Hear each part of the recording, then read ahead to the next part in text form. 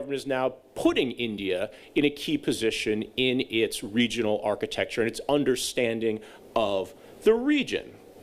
Now, what worries security analysts and strategists about this whole Indo-Pacific is that the security challenges here are legion, and they cover every single scale, from irregular piracy, terrorism, all the way up through the potential of interstate conflict.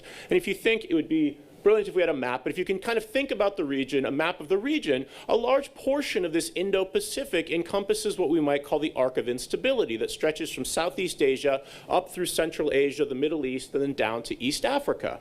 Not only can a large portion of the world's failed and failing states be found here, you have a number of countries that have maritime or territorial disputes with their neighbors, and of course, the scourges of piracy and terrorism. Now, all of these challenges are real, but what I've been asked to focus on today is the challenge to the existing regional order. So what do we mean by order? What I'm talking about is the rules and norms that govern state interactions, which we situate at the post-war conferences that took place after the end of the Second World War that gave rise to institutions like the United Nations, like the World Bank, and in later periods, the WTO and the UN Convention on the Law of the Seas. And the principal challenges to this existing regional order, in my view, come from two states. They come from China, and they come from the United States. They come from China in the sense that China, while not explicitly rejecting the idea of a rules-based order, does, when necessary, try to twist and challenge interpretations of these rules that don't accord with its own national interests, and of course, at times, will attempt to reject them outright.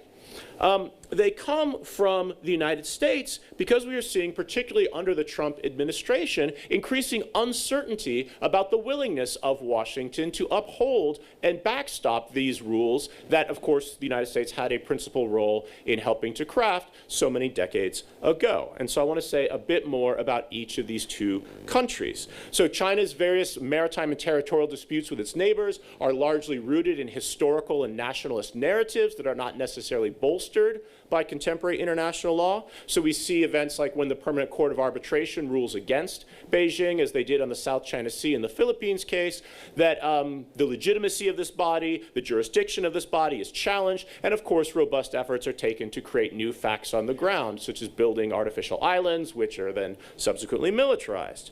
Beijing has subsequently challenged other states' interpretations of what it means to have freedom of navigation or freedom of overflight, and as we've already heard, this is combined with a very deft use of economic diplomacy that's already sort of divided and neutralized bodies like ASEAN as being meaningful regional actors. The so-called debt trap diplomacy of the Belt and Road Initiative has already provided entrees and access in the Indian Ocean in places like Sri Lanka and the Maldives, and Pakistan, providing sort of access points in a naval sphere that, of course, is accompanied by increased naval presence by the PLA Navy. Now, collectively, the leading countries of the Indian Ocean or Indo-Pacific region that prefer the existing open order to some sort of Chinese-led alternative, and I'm talking about countries here that have already been mentioned, Japan, Australia, India, and the US, possess on paper the economic and military capabilities to backstop the present order. The question that really arises is whether any have the will to do so. And this is where the United States is increasingly a problem, because the Trump administration seems to be taking steps that actively undermine the existing regional order. So withdrawal from the Trans-Pacific Partnership trade negotiations, an increase in economic protectionism, basically undermines the ability to forge or to articulate a regional economic order that would allow countries in the Indo-Pacific to achieve their development goals without having to take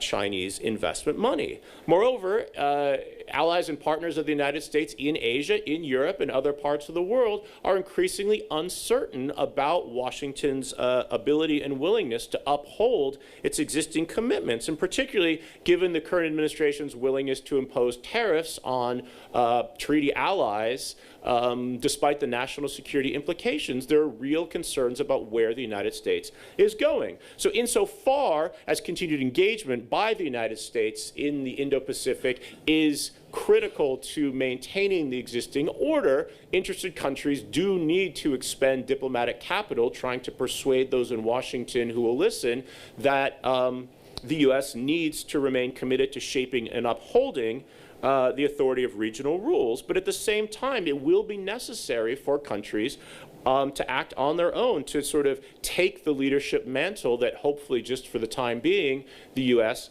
has abdicated, which means speaking out and speaking up when specific rules are being challenged, even if there are potentially consequences for doing so. Now, fortunately, I will say there are positive signs that this is happening. So we have the continuation of the successor to the TPP trade negotiations are still happening. The recently concluded Japan-EU trade pact, a free trade agreement, is also a very positive sign. In the security realm, we do have India, Japan, Australia with their own separate trilateral consultations. The UK and France have at least symbolically begun to push out the European role in this region, whether it's undertaking freedom of navigation operations, though we're not calling them that, in the South China Sea. The recent agreement between France and India on joint base access is a very positive development. So we can see, with Anglo-French defense cooperation expected to survive Brexit, there are opportunities for, say, France, UK, India cooperation and partnership in, say, the Western Indian Ocean region, which is a section of the world the United States gives less attention to. Now,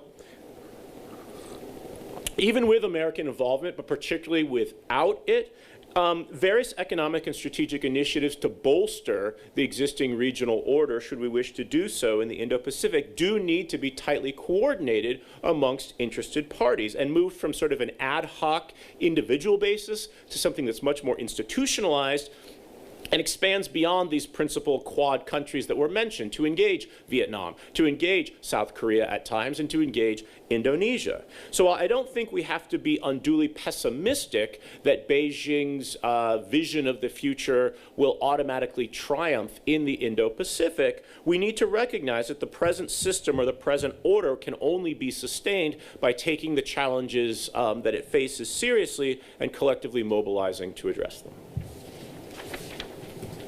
Okay, thank you then. That overview of the rules-based order and the challenges to it they're involved in the region. Okay, so we have around, I guess, 10 minutes or so for questions and answers and discussion. So if you would like to ask a question, please raise your hand and please let me know your affiliation. Yes, Jonathan. Jonathan Isle from RUSI. One question, a sort of two-headed question on the subject of the potential difficulties and obstacles. First, to my colleague, on defense cooperation, the DRDO, which you mentioned, the sort of obsession of DRDO, which sort of monopolizing research, and the way that it stifles private initiative inside India as a sort of monster, state-owned monster that seems to want to do everything. Do you think there is an understanding of the government about the need to restrict the scope of DRDO in order to allow a much bigger private enterprise tie-ups with defense manufacturers? And the broader question to all of you, I think, on China. Do you think we can have a meaningful long-term partnership on security questions with India without India itself deciding how it views China? Okay, thank you. Maybe we should take two questions at a time. Would anyone else would like to? Yes, the gentleman at the back, please. Commodore Saxena, the Naval Advisor, the Indian High Commission. Thank you all for your comments. Very quickly, some counter-narratives, if I may. Aditya, your point about the armed forces wanting to model themselves from the British Armed Forces, I'll just say that since 1947, when we were identically modeled and everything that we knew about ourselves as a Navy, we learned from the Royal Navy. In every year since, the Royal Navy has decreased in size while the Indian Navy has increased. So, it's difficult now to model yourself to the same Navy because the Royal Navy doesn't do the kind of things that navies do. And therefore, I think the collaboration with industry particularly with private industry, I think it would go a long way further. About intellectual property rights, I think that criticism is a little harsh because there's been no instance of weapon proliferation in India, no AQ Khan sort of, idea to sell to Vietnam, unfortunately. But Humphrey, I would say that, your contention that Russia is the only reliable arms supplier is, I think, a little dated idea, because if you see the P8s that have come from US or what we get from Israel or France, I don't think that's true. Russia will certainly give India stuff that nobody else will give. And that's why India has to go back to Russia, for instance, technology on nuclear submarines, which this country will not share because of the connect with the US and so on and so forth. My question to the panel is that, comparisons with Konkan and Malabar, if I may, the UK has returned now east of Suez and has fantastic bilateral relations both with Qatar and at the same time with Saudi Arabia, separately with Oman. And I was wondering if the UK would be up to a more multilateral approach outside the US-led CMF and include other regional players. Thank you. Okay, thank you very much for those. If I hand over to Aditya. Sure. On the DRDO question, yeah, this has historically been something that has been, concerning even within private sector, within India as well. But I think the current administration does seem inclined to make things slightly smoother. And I would maybe perhaps argue that the appointment of the defense secretary, who has been vocally, encouraging of bringing outside investment into the defense sector, as a chairman of the DRDO, might perhaps help things in that sense. On the modeling, I mean, admittedly, it was a second-hand account, but essentially the point was just about the military cultures being from a common base, not necessarily on anything operational modeling or anything of that sort. On the intellectual property rights, this is more than just, the defense sector. It's a broader argument that broader, criticism within India of intellectual property rights protection. And just the massive legal infrastructure within India for IPR rights is indicative of that there is actually a problem. It's not specific to the defense sector, but it does tend to deter or discourage technology transfer. I'll let them. Yeah.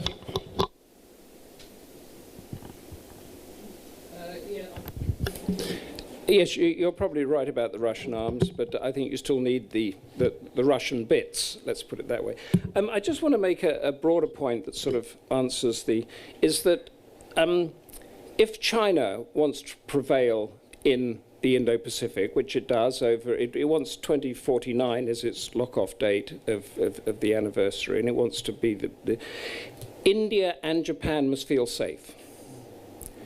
And its long-term policy now is to make those two countries feel safer with them than they are with the United States. Its test area has been Southeast Asia. And 5 years ago, many Southeast Asian countries, including the Philippines that took the Court of Arbitration, and Vietnam that had its thing, was sort of looking to the US to cover their backs whilst they went into the front line. But now if you talk to those same people, a good leader there is actually drawing up its plan B to see, okay, supposing it doesn't work, supposing we don't know what's going to happen in any presidential election. And there's one element that I'm not sure it's all of it there, and that is that by withdrawing from the Trans-Pacific Trade Partnership, what we've seen there is a détente between China and Japan. Now, it might not have just been that, but that could have been a catalyst to say, well, look, why don't we see if we can sort this out ourselves? And there were some very good CSIS satellite pictures of the fishing boats that used to go up to the disputed Senkaku Islands a couple of years ago, that they were all sort of crowding in on them, and radars were locking on this, and all sorts of things were happening. In the satellite pictures most recently, there's none of that's going on now. So all that dreadful stuff between Japan and China that you saw in 2012 go on is sort of easing off. And there's a maturity in the region that if China wants the US out of the region must feel safe with China. So I'll take up Jonathan's question briefly. I mean, ultimately, India has China as a geographic neighbor.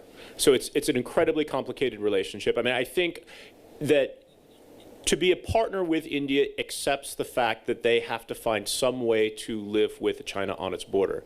They can push back in certain areas, they can disagree in certain areas, and there are areas of commonality in terms of foreign policy goals and objectives in a macro sense. So a desire to see a more multipolar world, a desire for them to have better, a stronger voice, both countries in international affairs.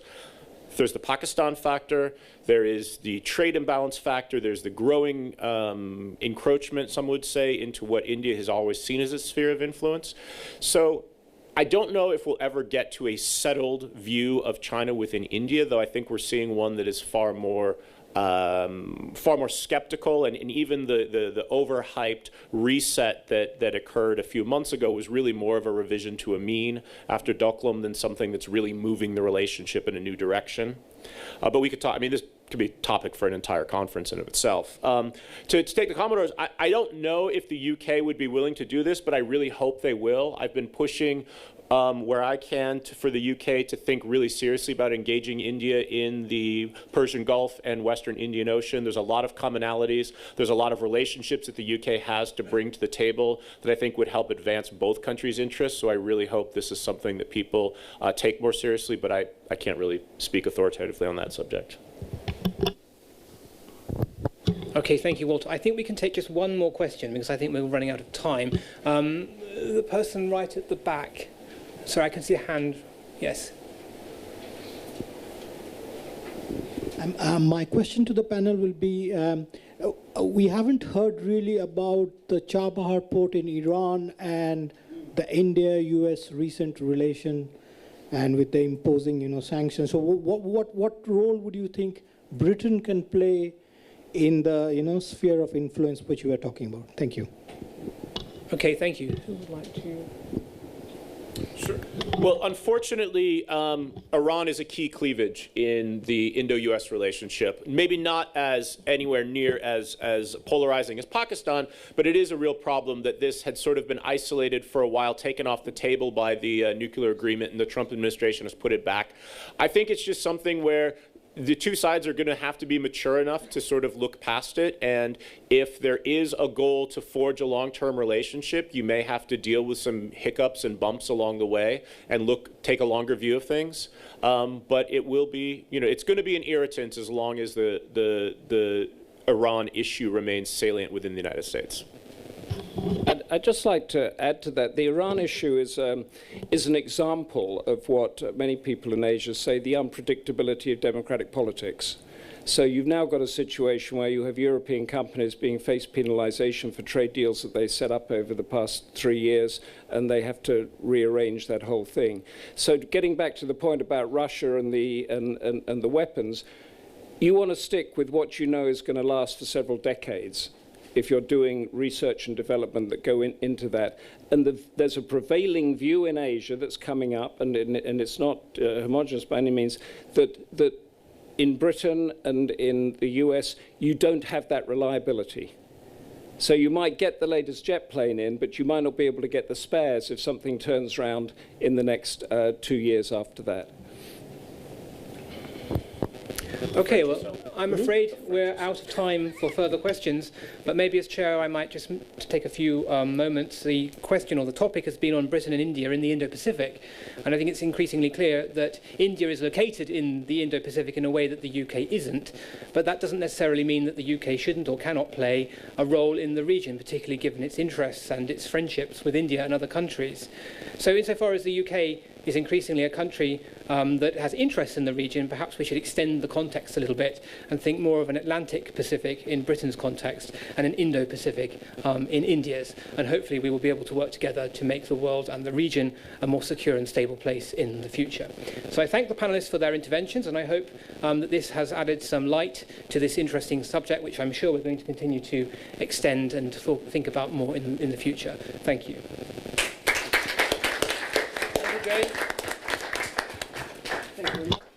Just a few changes from your program. I will be chairing this third session. on trade. And it actually, to be honest, the order of today's events has worked out quite well, because we've gone from kind of values and the foundation of the bilateral relationship. We've gone to the geostrategic interests, maybe common, some dividing. And going into trade, you know, in many ways, for British foreign policy adherents, people who follow British foreign policy, you know, wherever the trade goes, the British go. And, you know, it's just the way to get the attention of Whitehall, the way to get the attention. And not only that, you know, global trade is certainly going to the region.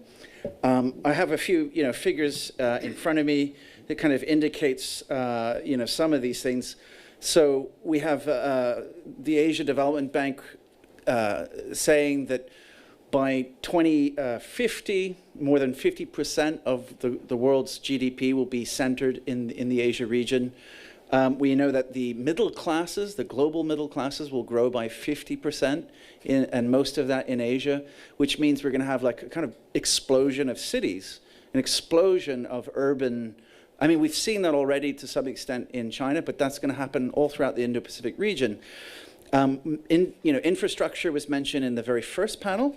It was also mentioned a little bit in the second panel in terms of the kind of geostrategic elements and how infrastructure is viewed in things. So, you know, there's quite, you know, various interesting things that are happening within infrastructure that are not traditional. Joining me and taking Catherine McBride's place is Julian Jessup, forgive me, an economist who comes from the same institute. He stepped into the breach at the very last minute, almost risking seeing the England game tonight, but he has allowed himself to we've just got him in for this panel, and then he's out the door. We're very pleased to have you, sir. He will be bringing back in some of the elements to how Brexit, you know, and any sort of agreement will affect global Britain's ability to kind of really develop these types of trade, investment, and infrastructure projects with India in the future going forward.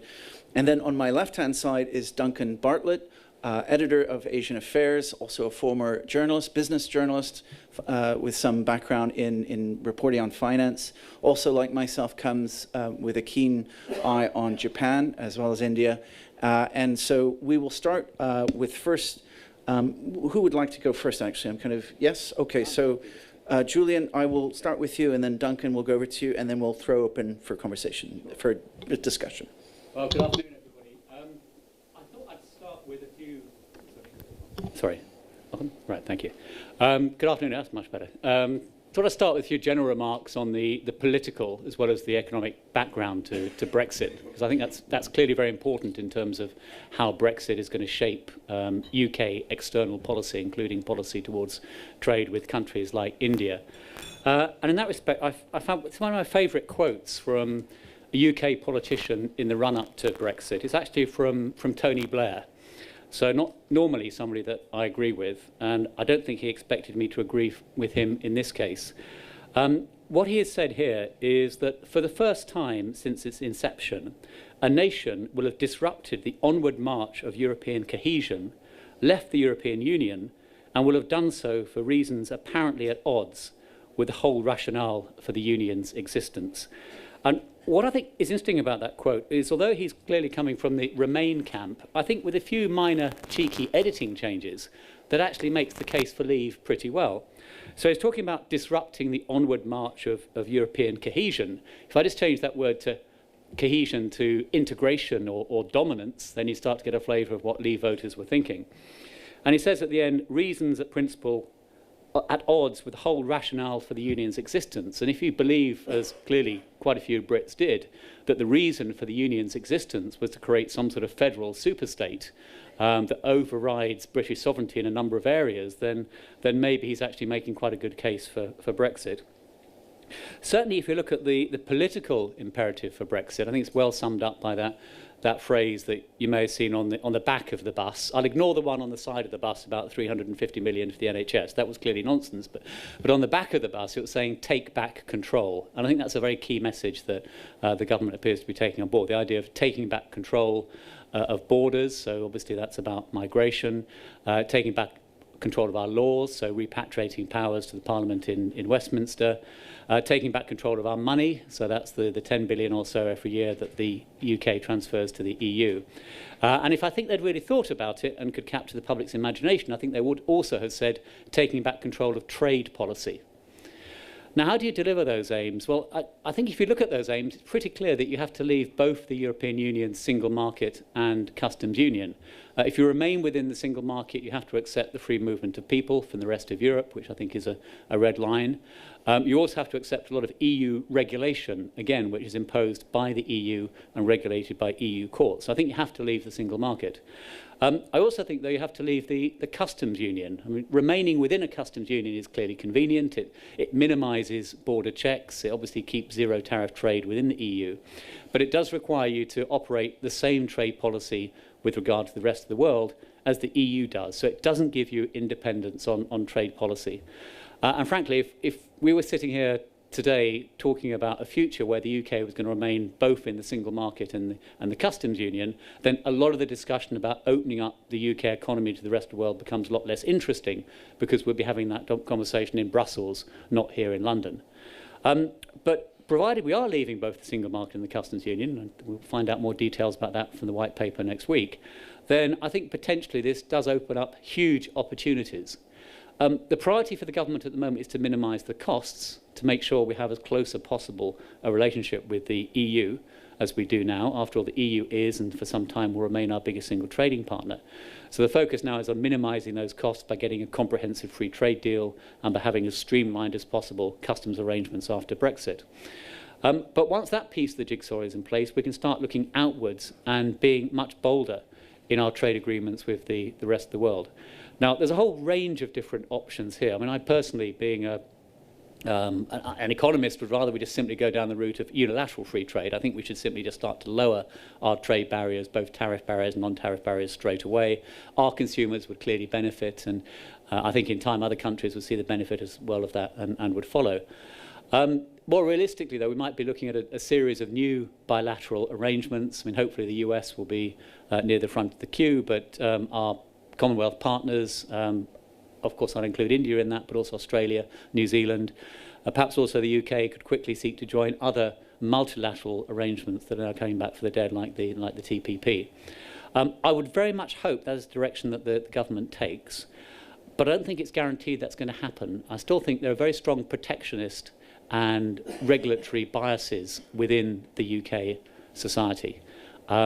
For example, as much as we might talk about the benefits of free trade in principle, when you talk about specific examples, people start to panic. They say that free trade would wipe out British manufacturing, or it would wipe out British agriculture. I think all you need to do, of course, is point to counterexamples like Singapore and Hong Kong in manufacturing, or New Zealand in agriculture, to show the benefits of free trade, but there's still quite a substantial barrier to overcome there. And when you talk about regulation, again, people raise lots of concerns about us being all forced individually to eat chlorinated chicken for breakfast, lunch, and dinner, even though that's not really on the menu. Even when talking about friendly countries like India, people raise concerns. I don't need to labour these here, but the two specific concerns one probably hears most often. One is about having a similar regime towards data protection. And the other is the absolutely ridiculous concerns that some in the British public have about migration, about family visas, about student visas and so on, which I'm sure quite rightly India would want more access to as part of a trade deal. So even though I think most people in British public life in principle are in favour of free trade and deregulation, in practice you have to fight hard, and one of the challenges at the IEA is always to come up with specific examples of how we'd actually be better off as a result of fewer trade barriers and more migration even than we have now. That's sort of the overall background. I'd be happy to comment further. Maybe the Speaker would like a thought. Thank you very much, Julian. Thank you. Duncan, I turn it over to you. Thank you very much, John. Last night, as I was walking home from shopping in London, I dropped a £10 note out of my pocket. Actually, it slipped out of my pocket, because if you've got a £10 note in your pocket, you might have noticed that they're now made out of plastic, which makes them rather easy to slip out of your pocket. Amazingly, somebody picked it up off the pavement, tapped me on the shoulder and said, "You've dropped a £10 note, sir." He said in a polite Australian accent, I think he was a visitor to the United Kingdom, "Thank you very much for returning my money to me." Having said that, I don't really like those slippery £10 notes. I think they're a bit ugly, and I wouldn't be too sad if we got rid of them soon. But, you know, our tenors are reasonably clean and intact, at least most of the time. That can't be said for the slimy, crumpled banknotes which one receives when one is in India. I'm sorry, but if it had been £10 worth of Indian rupees that I've dropped on the floor in a dirty puddle, I'm not sure that I would have been all that pleased if someone picked it up and returned it to my pocket. So for that reason alone, I was rather pleased when the Indian government introduced a policy of demonetisation in November 2016. Now, there are mixed reports on how effective that demonetisation policy has been in achieving its main goal, which was stamping out corruption. And I expect there were very many people who managed to find ways around the system and prevented being caught, such as by bribing other people to open bank accounts for them or selling rupee notes at a discount. And I expect this is one of those issues where local gossip and stories probably has as much impact on people's opinions about the issue than the careful appraisal of economists. But I think it's given a strong signal that the government of India is keen at least to try to combat corruption. And from what I've read in articles in The Economist and the Financial Times, there's quite a lot of evidence to show that it achieved one important goal, which is that it brought more people out of what's euphemistically known as the informal economy to become proper taxpayers. And the long-term benefit economically of having more people paying tax is very profound. It is the step by which countries move up from lower income to middle income. Now, looking at India from an international perspective, it always seems to me rather amazing that any political ideas make it through to become laws which are then enacted. It is a large and complex country with conflicting political and ideological ideas. So any policy at all which have a significant impact on the lives of the majority of citizens, I think can be regarded as a success, even if it's a qualified success, as is the case with demonetarisation. And yet, I've been making a list of some of the achievements which I think we've seen in the past few years under the Modi government. Has any country in the world attempted such a large-scale reform programme and such sweeping, wide-impact legislation across a very complex system? Under Modi, you've seen not only the improvements in terms of e-commerce, which means that more money is transferred by mobile phones than in cash, we've also seen safer trains, thanks partly to international investment and trade. More reliable insurance as a result of greater international competition, much less government paperwork. A lot of government services are now available online. Modern payment systems, and all of this has taken place in a country which has remained politically stable and largely peaceful. The challenge, I think, for India is persuading people to be patient. Because a lot of populist politicians in India, as elsewhere in Asia and in other parts of the world, will be running around telling voters that the system has failed them, that the big men in the capital don't care, that nothing's changing. It's time to throw them out of office and start again. And there is a very important debate to be had about income inequality in India. At the moment, India's per capita income is something like $1,700 US, much less than China's per capita income of $8,000 US. From a British perspective, I'm not saying I don't want to be paid any more Indian money, but I'd be happy if it's directly put into my bank account from now on. From an international perspective, India has achieved the fastest growing economy in the world. I think there are plenty of reasons to expect further acceleration in growth. The question India now faces is how will that prosperity be distributed across the citizenship? Excellent. Thank you very much. So I think think Chairman's prerogative, I might, you know, throw a question that links a little bit to the last panel, which, and also had its origins in a discussion in the first panel in which infrastructure was brought up. And infrastructure both would be, you know, something that has been contributed to. It was mentioned in the first panel as something that Japan has brought to the table in its relationship with India. And it was also mentioned in the security element as this kind of Belt and Road Initiative and Maritime Silk Road, this kind of new, you know, how geopolitical leveraging for power by using these big projects. Julian, this may be unfair to you, but is it something the UK can, I mean, I know Catherine McBride had brought, yeah. She has the person you're replacing, but can you tell us, you know, how well equipped is the city as a financial district, and how well is the UK corporate world equipped for, shall we say, this infrastructure race?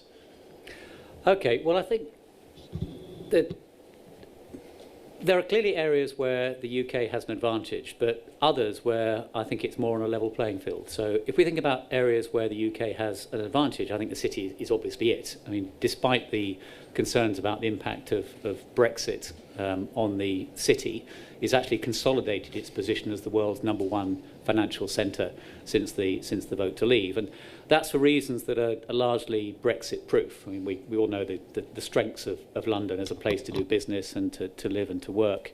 But also its sheer size, the critical mass, will make it very hard for other financial centres in Europe to compete even after Brexit.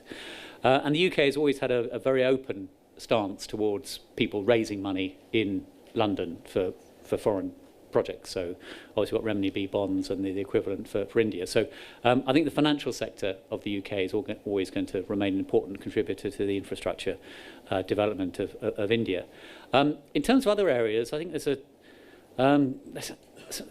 danger of sort of being patronising. I mean, tempted to say things like, oh, British engineers can come and help you. Well, in fact, of course, Britain's crying out for engineers from India to come over and help us.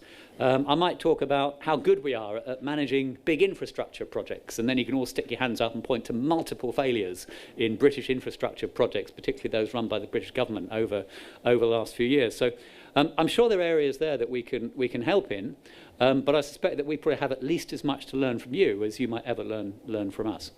The city, though, is clearly a comparative advantage that we have, and I very hope that the city will clearly remain open for business for Indian banks and companies that want to raise money in global financial markets.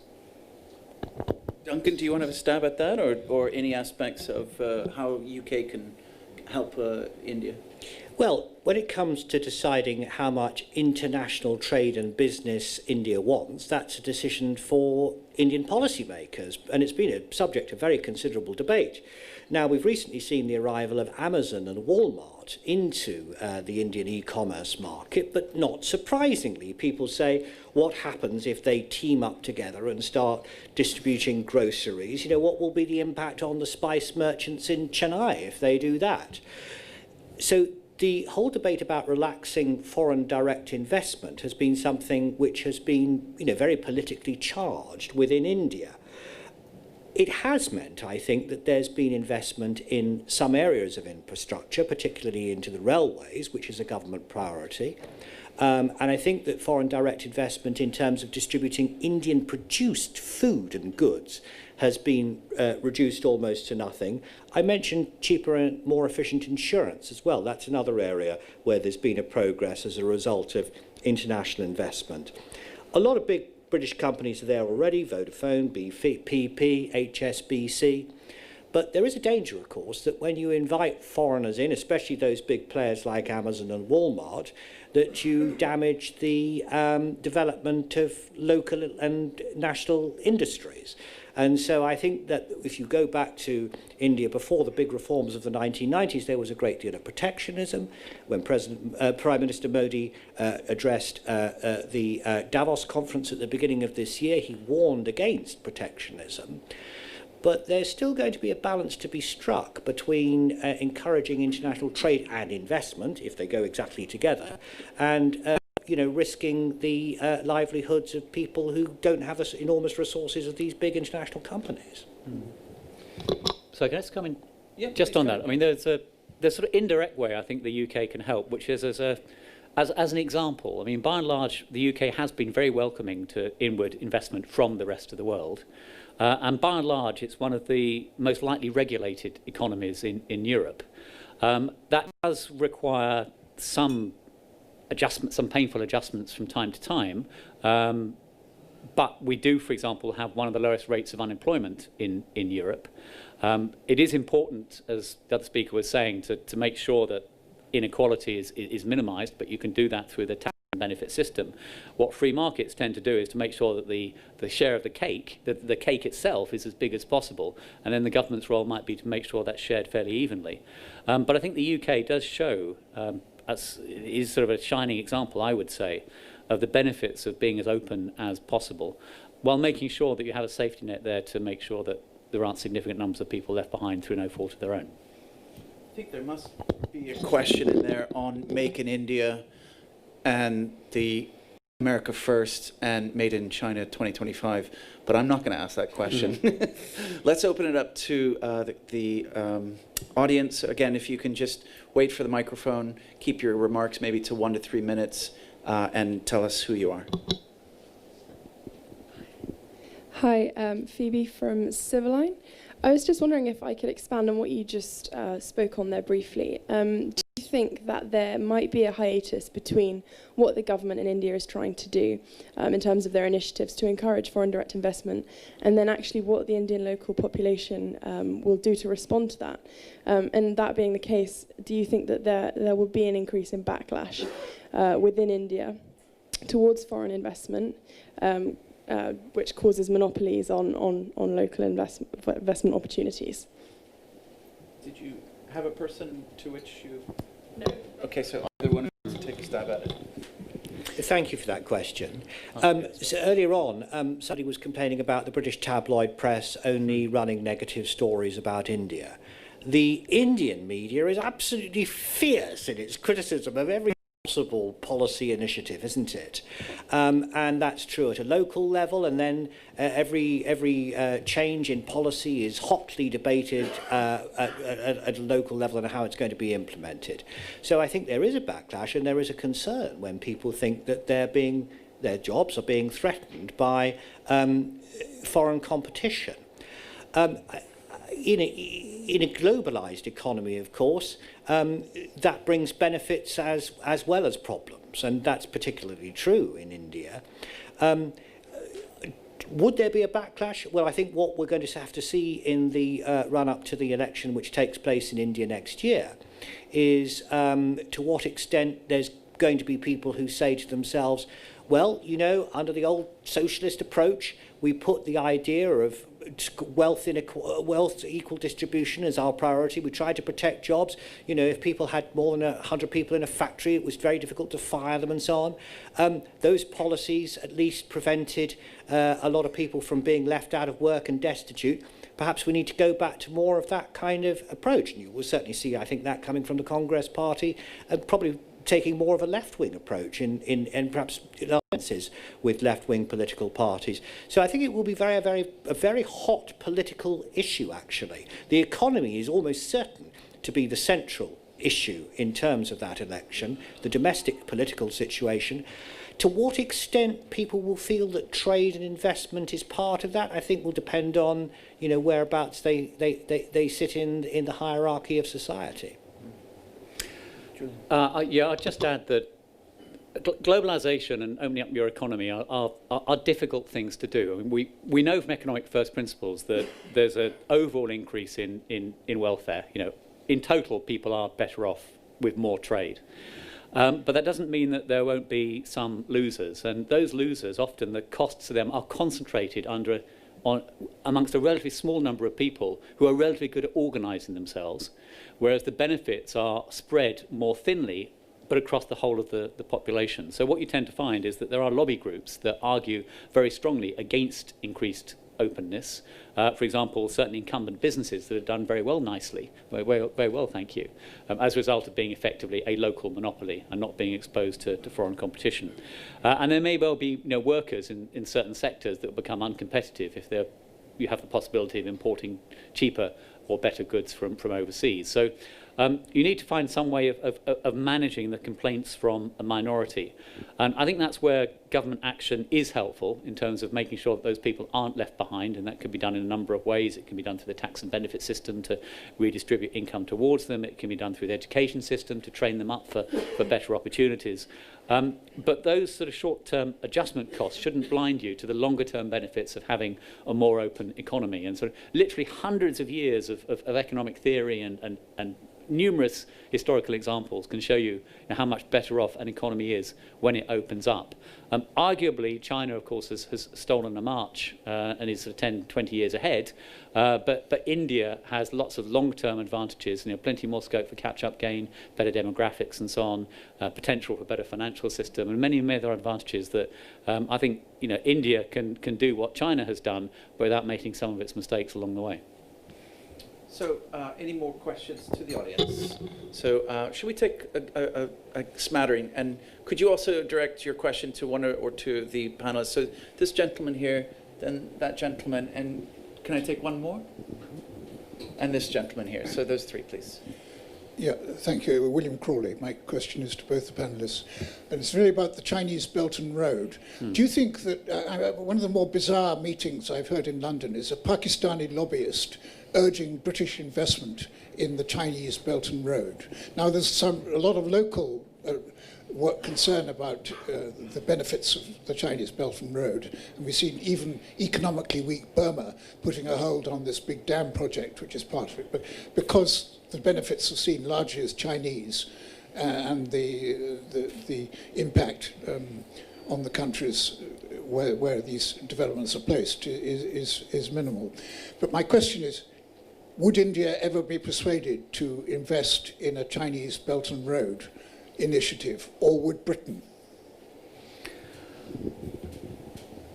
Well, in principle, I don't see why not. I mean, there are lots of things that we don't like about China, and traditionally it's used aid and development in Africa, for example, as a political tool, in particular to gain access to cheap commodities. So that maybe can be seen as a counterexample to my general assumption that globalization is a good thing, because the Chinese in particular seem very good at making sure that all the benefits go to them rather than to the locals. But it's a fact of life that China is already the world's second biggest economy. It's got a massive current account surplus. It's a huge potential investor in the rest of the world. So we have to find ways of dealing with them.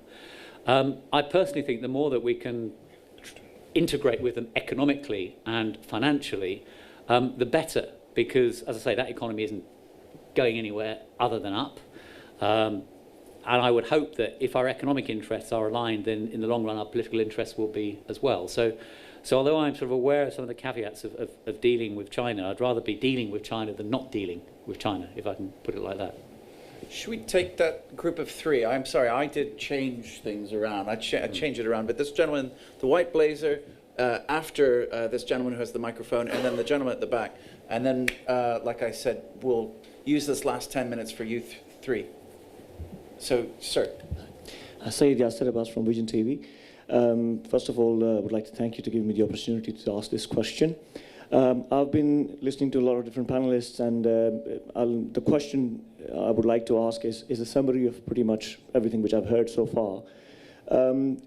What I've heard that India is rising and the economy is flourishing, and we are talking here that there's very good opportunity for business community of UK to actually do partnership in India. What I've noticed here is one thing that Indian posturing, which seemed quite demanding in a sense that what Britain can bring to India and what they can provide as if they do not need any help and Britain needs them more than they require us. It's a very good time for India that in the light of Brexit, Indians of business community and governments of course see an opportunity to come here and sort of negotiate better deals for the country, which is fair enough. The question I would like to ask here is that any relationship between the two countries, if it is purely about business, I don't think it can be long-lasting unless it's a person-to-person relation, and which is a very valid point raised by one of the panelists that the visa policy which Britain needs to look at and how how we can sort of integrate more than sort of just talking on business terms. But in the lights of current situation of India internally, where we have a lot of problems with their minorities, and the general public, which voted for this government, is very aggressive towards the minorities and the rest of the world. And that posturing I have seen in some of the demands which was made by some of the panelists. Do you think Britain can have a long-lasting relationship with a country where internally a lot of things needs to be improved first? Okay, good question. Sir with the white blazer. I think my question is essentially to do with a relationship of India and Pakistan and how this is going to be impacting on what we're talking about. Why is India, and this question is to Duncan, why is India averse to having a third country facilitating a dialogue between the two countries? Or why is peace so elusive to India because it doesn't want to talk about things? This is Taimur Iqbal from Prime TV. It's not exactly a very relevant question, but this is particularly in reference to the Chinese investment in Hambantota port. The deal which turned out to be a very, very dangerous deal for the Sri Lankan government. President Rajapaksa, former president, had allegedly taken a $7.6 million bribery on that. And now the deal had finally collapsed. The Sri Lankan government, not being able to make payments on their debts, were forced to give Chinese that 1,500 or 15,000 acre of land, and now China effectively has that entire area in their grasp. Interestingly, the port itself is not exactly your port. It has only been able to draw something like 45 to 50 ships since 2012. So the allegation or the accusation is it might be used for military purpose, the China string of pearl policy. Now, in that context, let's come to the One Belt, One Road in Pakistan. It's a very gray area for us Pakistani. We've still not been able to get a clear light. Yes, we are given a big picture, massive picture on what's going to happen in Pakistan, a lot of progress, a lot of good economic opportunity, business. And yet there is a certain gray area because the stakeholders from both sides are not completely opening up. So what's your understanding of One Belt, One Road in Pakistani context, in regards to Chinese intention and having a history of what they've done in Sri Lanka? It's fascinating. So we basically have a Pakistan question, a Belt and Road question, and if I can understand your question, again, it's kind of how can the UK really invest in India despite discrepancies, it seems. So, gentlemen. So I'll take the first one, the discrepancies question, if I want a better way of putting it. Well, I'm increasingly coming to view that there are two great things that can unite countries. One is football. I mean, I don't know if you've been following the Football World Cup, but it's been absolutely brilliant. I mean, to see the supporters and players of each country coming together. I don't know if you saw the pictures of how the Japanese players had cleaned their changing room after being knocked out by Belgium and left a thank you note in Russian to the hosts afterwards. So sport is one thing, but I also believe the other thing is trade. And there are unfortunately some major barriers to overcome here. I mean, one is the assumption, which is particularly keenly felt in the White House, that trade is a zero-sum game. That unless you're running a trade surplus with somebody, then you're losing. Which, to my mind, is actually the wrong way round. I mean, I actually think importing in a way is better than exporting, because exporting means that somebody else is consuming something. Importing means that I'm consuming something. So arguably, I'd be quite happy to run a trade deficit, provided somebody else is willing to finance it in some way. So I think